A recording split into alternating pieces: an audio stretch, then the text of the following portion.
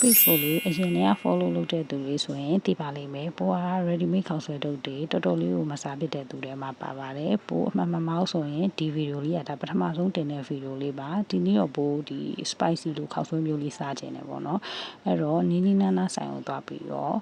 ခေါက်ဆွဲတုပ်လေးတည်ရဲအဲ့တော့ဒီတစ်စိတ်လေးဝယ်ခဲ့ပါတယ်သူကတော့လေအရေးလေးနဲ့တောက်ရတယ်ခေါက်ဆွဲပြုတ်ပါပိုးကတော့ spicy ခေါက်ဆွဲလိုမျိုးလေးဒီနေ့စားခြင်းတော့သူ့မှာပါတဲ့အထုပ်လေးနဲ့လှုပ်စားပါမယ်သူ့မှာအထုပ်သေးလေးကဒီလိုငရုတ်သီးခွဲချမ်းလိုမျိုးလေးအဲ့မျိုးလေးပါပေါ့နော်ပိုးကနှစ်ထုပ်လို့မှာဆိုတော့အဲ့နှစ်ထုပ်ကိုထည့်လိုက်တယ်ပြီးတော့ဒီငရုတ်သီးအမှုန့်ထုံလေး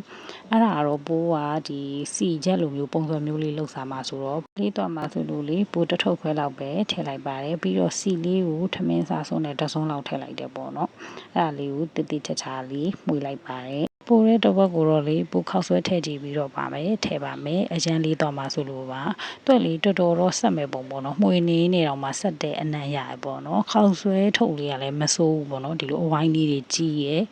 တထုပ်ကိုမှထောင်ကျော်လေးပဲပေးရတယ်ပေါ့နော်ပိုအမှတ်တမဲ့ပဲတေချာစီးတော့မသိတော့ပါဘူးအခုလိုမျိုးလေးပို့လောက်စားလေးသူ့အရသာလေးကလေတော်တော်ကောင်းတယ်ပို့ပေါ့နော် spicy ခောက်ဆွဲထုတ်တွေလေးစပေါ်တဲ့အချိန်တုန်းက6000လောက်ပဲရှိရဲ့အချိန်တုန်းကလေပို့စားဘူးတယ်ပေါ့နော်အဲ့ဒီခောက်ဆွဲတွေအရသာကိုနေပါကိုမှီရပါအခုလိုမျိုးလေးလောက်စားကြည့်ရပါတော့အခုတော့ spicy ခောက်ဆွဲထုတ်တွေကဘယ်လောက်ဖြစ်သွားပြီလဲပို့လည်းမသိတော့ဘူးပေါ့နော်ပို့လည်းမစားဖြစ်တာရမ်းကြသွားလို့ပါ